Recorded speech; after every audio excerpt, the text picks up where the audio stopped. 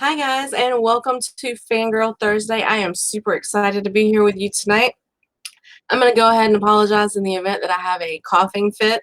I am still getting over this crud and bronchitis, but I am feeling much better. And I am super excited to have the authors of the the Sisters of Bloodcreek with me here tonight. We have Mary Gray and Cammie Larsen with us tonight, and I am very excited to have these ladies join me, and we're going to discuss their book.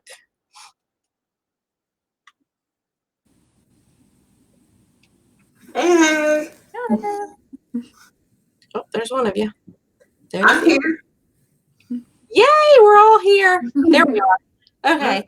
Hello, ladies, and thank you so much for coming and joining the show. I appreciate you guys being on here with us so much. It's awesome to have you on here and to get to chat with you about this book. I'm very excited. It's a fantastic series. I have loved it. So for the people who are new to you guys or new to the series, they may not know this, but you girls are sisters. Yeah. Ma'am. Equally lucky.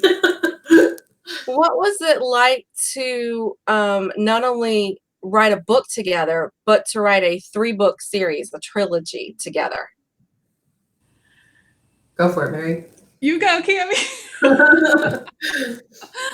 Well, okay, so I had an idea for Leo and Frost's story a long time ago, like years ago. And I would have their interactions and it didn't really go anywhere. I just kind of knew that they were friends and he didn't get a body and so they couldn't be together. And then I put it away because I didn't know what to do with it. And then I was talking to Cammie and I was like, hey, we should write kind of like a Sisters Supernatural sometime, because we've always liked to do creative projects together, but I'd been writing for a while and Cammie hadn't written yet, so she was super hesitant. And I was like, oh, but it would be so fun. We should totally do this. And so then we would try to like text each other like we were writing a book, and it kind of didn't really work very well. And then like we would try to write scenes back and forth, and we took it seriously when we went on a trip to San Antonio to like research book 1. And then still Cammie was just like, oh, what are we doing? I don't know. And so like we would write scenes and then try to decide what should go in the book. And it was kind of a rocky start. And then like we didn't really iron out like the rules of how it would work and who would write what and what scenes. But we have always, worked well together. And so we wanted to make it work. And like we went on the ghost tour together and we're like, oh, this is so fun. And then I think by the end of book 1, like we didn't even know we were going to make it a series yet. But I was like, no, we need to keep going. And Cammie's like, really? And so then I was like, what we need to do is, no, Cammie said, if we do this, we need to do like a chapter by chapter outline, because outlining the first book just never really happened. And so I was like, you know what? Okay, let's try to do that. And I was really nervous about it, but it worked so well, so that like we hardly had to revise Sleep Don't Fret like at all. It was so easy to write that book. It just like we literally wrote it in just a few months and it just came out. And we like listened to country music while writing it, and she came over one time and our kids were playing outside and we're just working on scenes, and it was super easy. And then book 3, we had the momentum and our system down, but it was also very emotional. And so it was really hard because of everything that happened with Eva, trying to like balance all those dynamics and things. But by then we'd gotten the kinks out of the system, so we knew we could work through it, Cool. So did you split up characters? Cammie, who did you write? Well, I think that was also why this trilogy worked for us, is because basically we say like they're exaggerated versions of ourselves. So I am Eva and Mary is Frost, and our exaggerated versions of our teenage selves, especially because, things are so heightened when you're a teen. And then, we just kind of like, I never really told Frost what to do, and Mary and Frost never really told Cammie / Ava what we should do. And as long as like our storylines worked together, then it was just so authentic, and it was really it was just cool to see Frost through Mary, and I don't know, that's how it worked. And then the boys, like Raylan was a conglomerate of my husband, Travis, and also Dylan from Bates Motel. Have you watched that? I have. Yeah, so some of that softness is from Dylan, and then yes, you're Dean Winchester. So yeah. I'll have a moment right there. Mercy. Right? So Yes, that's Raylan was my Dean Winchester in this book. Definitely. That's exactly how I pictured him. good. Yeah, and so like Cammie would write Ava's chapters and I would write Frost's chapters, but there would be times when I would come to a line and I would be like, how would Ava say this? Or how would Raylan say this? And then she would go in and write it for me. Or sometimes she would be like, what would Leo say here? Make him poetic. And so then I'd go in and make him his thing. But anytime I needed something like witty or a zinger or something, I'm like, come on, Cammie, help me out here, you know? That's really neat the way you were able to go back and forth like that and then bring it all together, because while I feel like reading the story, I could pick up on your two different voices, it still meshed together and blended together and worked out beautifully. Thank you. Well, and we, like it's in the book, like Mary and I are very similar in a lot of ways, and then we're very different in a lot of ways. So I think it made it so for the reader, it wasn't so disjointed because there is a lot of overlap in voice, and then but different enough. So do you think it was easier to co-write because you're sisters and you know one another so well? Yeah. Would you be able to do it with someone else that you were just friends with or something? I think it would be way harder for me. Cammie is super easy to write with, and one of the joys of writing with her is just she was so fun. I wouldn't have any clue. Like maybe I'd have a very rough sketch of a scene that she was going to write, but I would basically know none of the nuts and bolts. And so I would go in and she'd be like, okay, I wrote a scene. And then I'd be like so excited to see whatever she wrote. And every time I'm cracking up, you know, this is so great, blah, blah, blah. And she's like this crazy, frustrating. I say frustrating because I'm jealous. She's so good. She writes a scene and it sticks. Like she just like puts it out there and it's good. And I am a rewriter, so I'll rewrite something or I'll write something and then I have to rewrite it like a billion times. And then I'll finally like it. Yeah. Yeah, but let's give Mary the credit where she deserves. She thinks of all the mechanics and the things that actually make it work and the rules. Otherwise, I'd just be like, but this happens. Like I'm big picture. I don't do details very well. So she handled all that. So then you balance one another out perfectly. Then it sounds like that's awesome. Yeah. So what were some of the best and worst things about writing this series together?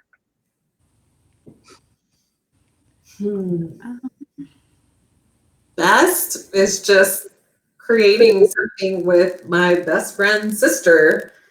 It was really just an amazingly rewarding experience. Yeah, just even that intrinsic value of creating art together, because we didn't have any, idea of who would read it, who would enjoy it. We enjoyed the process so much that we were fine just writing it. And, I'd watch a lot of like the originals or Supernatural, Vampire Diaries, things like that for inspiration and kind of the way character behavior would be in that type of world and how those dynamics, like reader expectations of that type of genre and what sorts of like tropes and like what emotions we should be drawing out, like with battle scenes and the romance and things like that. Like it felt very just natural doing all that. And so it was really, really fun. But see, she's Frost and I'm Eva. I'm like, you just do the thing. Yeah, I analyzed every bit of it. I would call Cammie and be like, okay. So this is how it can work. And she'd be like, okay, whatever, and I would like spell out all the details and the witch doctors and, the nuts and bolts. And she'd be like, okay, well, tell me next week if you still want to do it that way, because I would like totally change my mind the next day. And I'd be like, no, we should do it like this. I'm a nightmare to work with. So tell us briefly, for people who don't know anything about this series, what it's about, what type of reader would want to pick this book up? Well, to add to the last question and then tie into this one of the best things about writing this with her was that we like a lot of similar TV shows, movies, books. And so it was like just kind of fangirling through our work, making it original, but also just being like, hey, they do this in Supernatural. Like, let's infuse some of that fun into this book. And so, yeah, it will have a lot of reflections of Bates Motel, Supernatural, and Southern Gothic. So we co-write. We are basically our own characters, and there are two girls who are on a mission, and Mary's really good at explaining it. So do that, Mary. Okay, well, for people who don't know, it's the girls want to know what the blurred ones are, and they know that it's some type of supernatural creature, and so they go to San Antonio to find out and find the most infamous blurred one of all. He's Albert Knox, and he's actually based on a real guy. I don't know if you knew that, Lynn, but he was a real guy who used to put blonde women through a meat grinder. He would bring them to the Gunter Hotel, and so that's why we went. That's I'm totally going to be Googling this after the fact. Oh my gosh! Yeah, that's so totally cool. Yeah, well, totally not he did that to people, but he did that and he supposedly haunts it. Yeah, and he supposedly haunts it. So yeah, and then so Cammie and I are Christian, but one of the things about our particular faith that's different from other Christian religions is that we believe that we actually lived in a premortal experience, like kind of a spirit world, just our spirits before we were born with Heavenly Father, and then people could choose whether they would be born or not. And so I had said that Leo and Frost, I had this story idea where the guy decides not to have a body, but then the girl decides to have a body, but then maybe he visits her in spirit form when she's on Earth. And so I really liked the idea of tying in that storyline, because I mean, how tragic is it if maybe somebody didn't want a body and then they change their mind and they're like, I wish I had done that, you know what I mean? And then they don't get to have that experience. And I had actually bought a book. It's about all the different like cultures and philosophers and writers, Robert Frost and Plato and Aristotle and Lord Byron, different people who actually have entertained the idea of living in a premortal life before we were born. And so then we use like quotes and thoughts from that book to kind of build the mythology of the book. That's neat. It adds a whole new layer to the story for me. So I like having that background on it. It's kind of fun. Also, if I can add just real quick, that we had this crazy experience of growing up in this tiny town in Missouri, and the antics of the locals. And so that's a really fun part of it, is like exploring like the different cultures within like a small rural Missourian town. And that's a big flavor in the books. Cool. Okay. Let's talk book boyfriends. We've already touched very briefly on Raylan, and I'm going to go ahead and tell you, Cammie, he's mine. I'm taking him. If you took Leo's heart and sensitivity and you combine that with the sexy goodness that is Raylan, you would have the perfect boyfriend. Yep.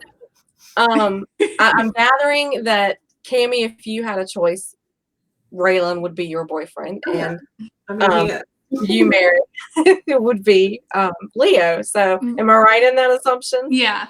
It would be really weird for me to say that I like Raylan since he's very similar to Cammie's husband. Yeah, he really is. In fact, when we have been working on the trilogy, when our families would get together, we live about 5 hours apart. And when we would get together and I'd sit down to have a conversation with Travis, I'd kind of like take note of, his mannerisms and the way he was talking. And then when it was time for me to write Raylan, I knew what to do. That's cool. Yeah. Cool. I know that sometimes the broody, silent guy kind of gets old. That might be overdone, but I just felt like he was such a good foil for Eva that she just needed that strong, steady, and loyal person. And she's so, I don't want to say wild, but she's just such a loud, vibrant person herself that she needs that to kind of balance her out. If she was someone that was just as loud and out there and impetuous as she is, then yeah, it'd be pretty explosive. I think she needs to kind of rein her in a little bit and make her think before she acts. So, which is what happened in real life too. So. And Leo, I mean, God bless Leo. He's just the sweetest person. Like, don't you just want him as a best friend? Oh my gosh, yes. He's just, my heart broke for him throughout this series, and I'm not going to spoil it for anybody, but I kept thinking, oh my gosh, if things don't work out and he's not a real boy, oh my goodness, my heart's not going to take this when I get to the end of this book. What's happened to me? And when I finished the series, I was just kind of like, what do I do with myself now? Yeah, so have you ever give this up yet? Am I contacting you guys to talk about it? Because I'm not done with it. Do you listen to the band Bastille very much? I haven't heard of them. Okay, so you have to look them up. They're amazing. And anytime I would hear the lead singer sing for them, I would be like, it's Leo. And then like literally every song I was like, he's speaking to me, Leo, talk to me. And I would just like go for a run and I'd listen to Bastille and I would just, I tell you, that band like told me how to write him. It worked so well. You're going to have to share a link because I know other people are going to want to know about that as well. Okay. That sounds awesome. I also enjoyed my Ava's friendship that developed with Leo. That was one of my favorite things to write. Anytime they got to spend time together, felt very genuine. Do the two of you have any plans for any future projects that you're going to co-author together? Or was this like a one and done? I need more, so think carefully before you answer this question. We literally just got off the phone a couple hours ago and we're talking about this, that I've sworn off writing. Like, I love editing, I love publishing, I love cover art. Writing is hard work, y'all. It's hard. But I did just get back from England, and so beautifully and seamlessly. The two of you work together. It's magic. You really should reconsider. When we were writing the trilogy, I was like, Cammie, we should do 5 books. And she's like, no. But traveling and seeing Stonehenge and all these old castles and everything, I was like, okay, Mary, maybe we could do like a Bronte sisters something, keep this going. So yeah, I think that's a really good idea. But Mary has other stuff and she's amazing. Yes, I have read some of Mary's other books as well. The Dollhouse Asylum. Do I have the name right? Yeah. Okay. I did that on audiobook, and this is the one and only time I have driven by my exit getting home, because it was a crucial point and someone was about to die, and I'm driving down the interstate like this, And I go, huh, there's my ex. They've put these wire things down through the middle of the median so you can't cross the interstate anymore. So I had to drive like 15 miles out of my way to get back home. So sorry. That's the only time it's happened. And I love audiobooks. Plan to do the Sisters of Bloodcreek in audio? Yeah. Yeah. I want everything to be done in audio. It's just a matter of like there are different choices to make, you know, narrators and what distributors to use, and if you're going to pay up front or do royalty share. And so there's just so many choices. And I feel like a lot of things are up in the air. We're trying to figure out what makes the most sense to do with audio because it can be so expensive, but it's also the fastest growing platform. Or format. So yeah, it's gonna happen. We're just trying to figure out the best way to do it. Yep. I love audio. I'm in my car probably at least 2 hours every day driving to and from Savannah with traffic and everything. And if it's really good, I'm out there in my car on my lunch hour listening as well. Awesome. You know, if it's a novella or something, I can usually get through one of those in like 2.5 days. If it's a full-length novel, usually a week, maybe a day or so over into the weekend. So I absolutely love them, and they help keep my Goodreads count up, so I look like I'm doing something. Because they're so good. Sometimes I'm just not able to sit still long enough to actually physically hold a book or Kindle in my hand. But the audiobook, when I'm driving, I can focus and listen to that and drive and know what's going on. Now, if I'm at home and Alexa's playing it for me and I'm trying to clean or cook or something, I can't focus and know what's going on in the book then. So apparently it only works for me when I'm in the car. But I love it. It is definitely a goal for all of our books to have them on audio. Well, let's check really quick and see who all has joined us. We have Melanie popping in tonight, and Liz and Mary. Let's see. Melanie has a question for you guys, so let me grab it. There we go. Melanie wants to write a book with her sister, and she's a little hesitant, so she's looking for some advice. Now, I've actually read both Melanie and her sister. I've read one of her sister's books as well. Their styles are a little different, but they do have a lot of similarities. So from a reader standpoint, I think they could mesh well. But what advice do you guys have for them? One of the things that we ran into early on when we sent our manuscript to an editor to edit is she said that we needed to be careful about consistently differentiating our voices. So, you know, as sisters, Cammie and I will kind of mimic each other sometimes, but you can't really do that in writing because then it confuses the reader as to which viewpoint they're in, especially because we did dual first person point of view.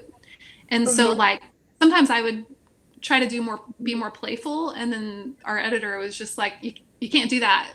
That's Eva. And I'm like, okay. So when we were done with the trilogy, I was like, I'm going to write something fun because I got tired of having to be serious all the time. It's Frost, you know?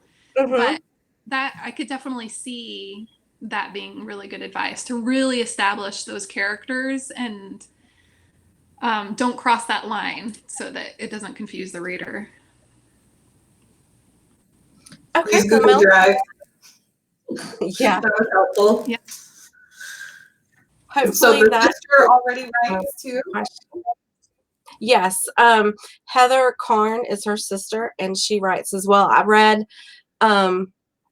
She has a Shifter series, and then she has a different vampire series out now, and it's called the First Blood trilogy.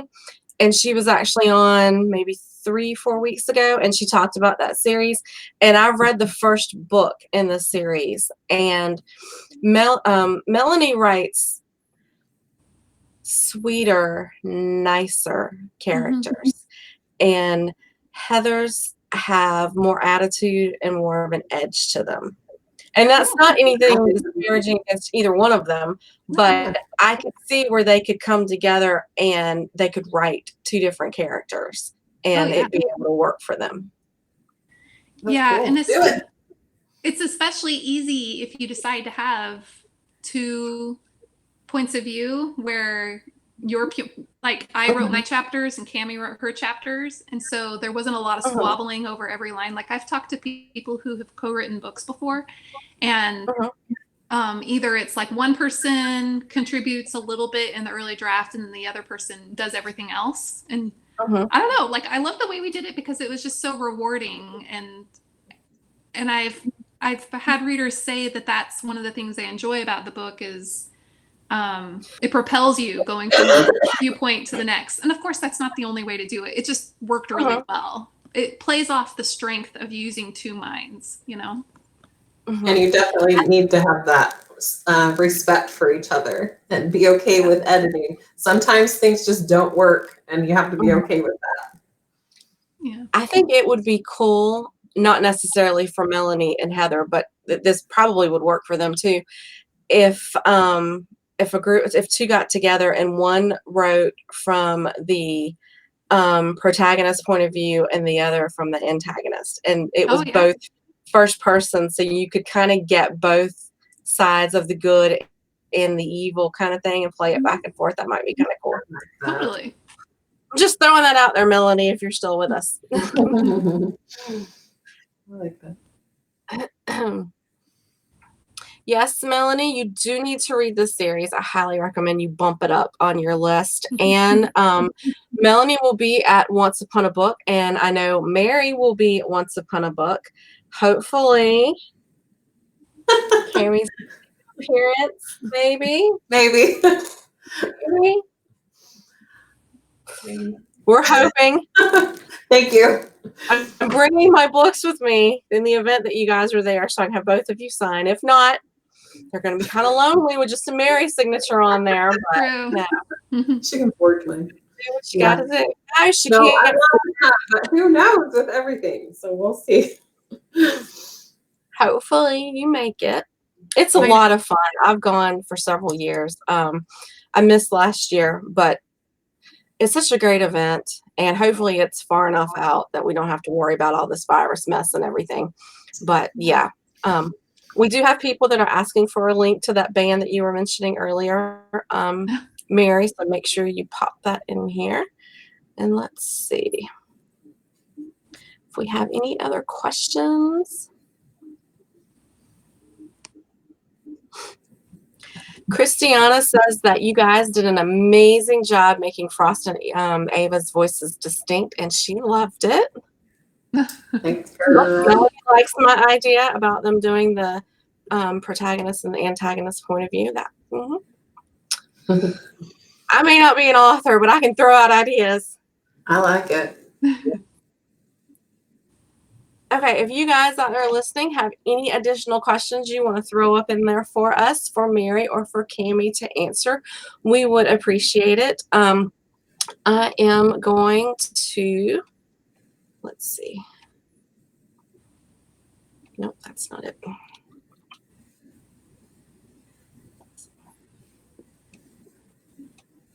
There we go. I am going to toss in a link to the blog, today's blog. I talk about the series. I give my review on the series and also have some buy links on there for you guys as well if you want to check that out to get some more information on the book. It is the Sisters of Bloodcreek trilogy by Mary Gray and Cammie Larsen, and I highly recommend that you guys check that out. And again, if you have any questions for either of these wonderful ladies, if you'll just toss them in there for us, we'll get them answered for you. So, Cammie, you said that you weren't interested necessarily in diving back in writing right now, but Mary, are you working on anything right now? Yeah, I'm actually, so everything I've ever written has been young adult. So I'm actually working on my first adult novel, which I was a little bit nervous about, but it's feeling natural. So that's good. I finally realized I'm not 17 anymore. So, Yeah, and it'll be a thriller, and it'll be coming out in October. Nice. Is that coming out with Monster Ivy as well? Yeah. Awesome. Yeah.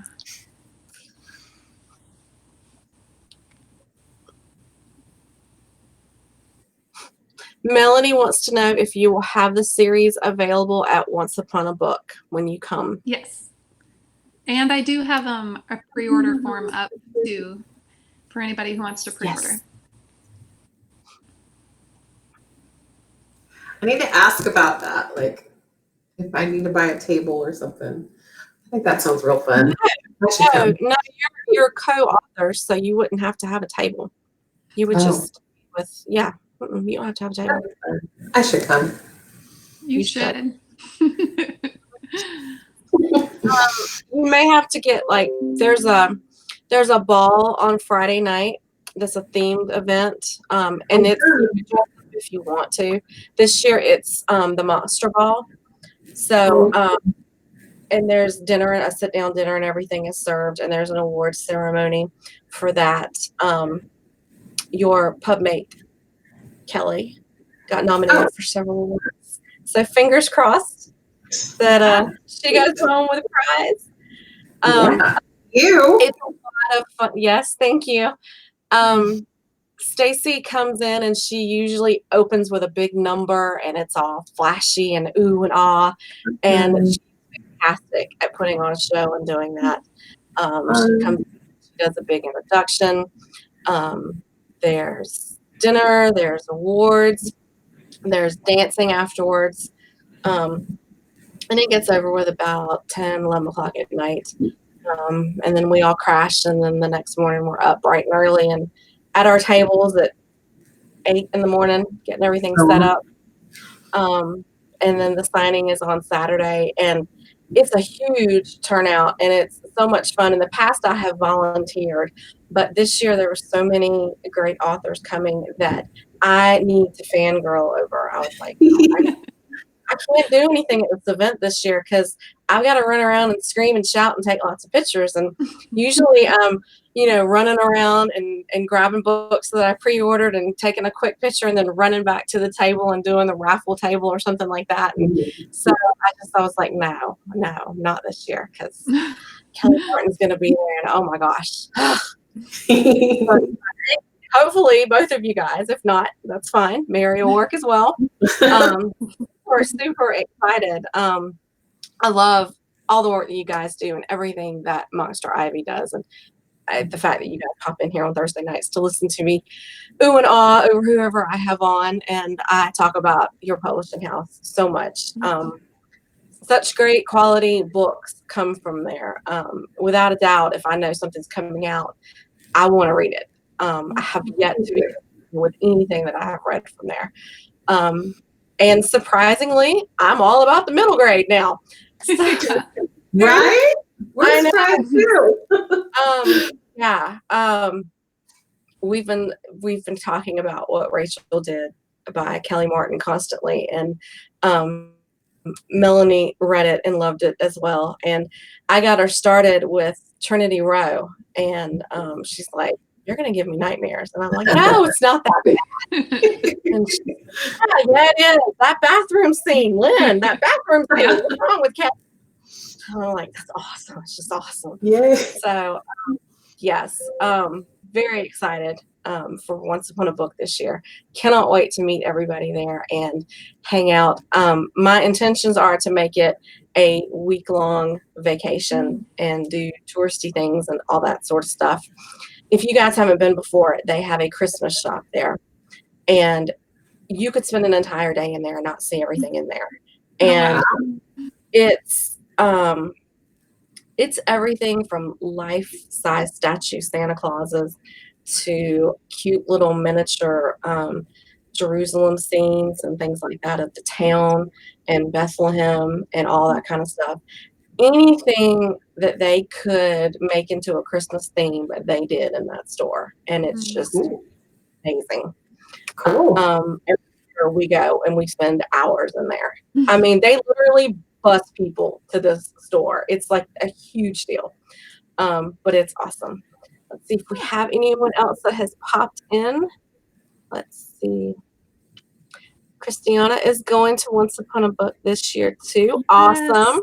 Now, is this Christiana the author? Yes. Okay. And The last name threw me, so I wasn't sure. Awesome. yeah. We are so excited to meet you, Christiana, and Cammie and I have been hard at work on her book, because that'll be coming out Cinco de Mayo, May 5th. And is that the one with the little storm clouds that I keep seeing on Instagram? Okay. All right. Yeah. There we go. And I love it. It's amazing. Yeah. It's a really fun book. My son loves to read submissions for us and give us feedback on manuscripts. And that one specifically, he just like lit up. He loves that book. He's almost 16 and he's a huge reader. And so I was like, okay. And I middle grade isn't like my usual genre. So I was a little bit skeptical, but oh my gosh, yeah, that one's a trip. It's a really good book. And it's been fun for me. A believer out of all of us. Yeah, it's been fun for me because I have a 10-year-old son, and it's been the first book that he's been allowed to read of Monster IVs, and so he's just loving it too. And it's still got a lot of depth for adults to appreciate too, like what Rachel did. Definitely. You'll love it. Let's see, who else do we have? Oh, Kelly popped in. Hello, Kelly. Let's see, Kelly. That girl. Oh, Crystal's gonna be at the ball this year too. Awesome. Oh my gosh. Okay, I'm coming. And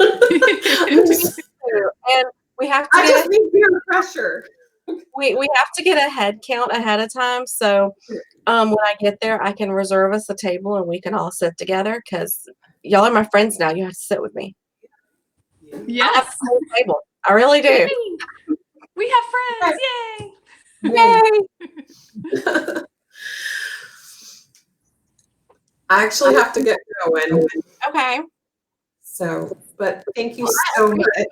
Popping in here. I'm scanning through real quick to see if anyone else had any last minute questions. Oh, my husband's on here. Hi, Adam. Hi, husband. Yeah, y'all can thank Adam and Travis. They are the supportive men behind the scenes that do everything too, and they're awesome. Yep. Really good dudes. Track of everything. Mine wrangles dogs while I come in here to do these videos. Otherwise, barking, growling, and normally at some point during one of my videos, a head will pop up right here and kind of look around, and then it'll go back down and disappear. And then everybody will start commenting about the dog, and then it just waylays the entire conversation. I love the doggies. Well, I appreciate you guys being here. Thank you so much for joining us tonight and discussing the book. Again, I have posted a link in the comments to the blog so that you can check out my review as well as get buy links. And there will also be a separate post on the page in just a few minutes with a link to the publisher and the links for buying the books there as well. So again, thank you guys so much for joining me, and everyone have a great night. Thank you. You too. Thanks for having us, Lynn. Bye. Bye. Bye. And we're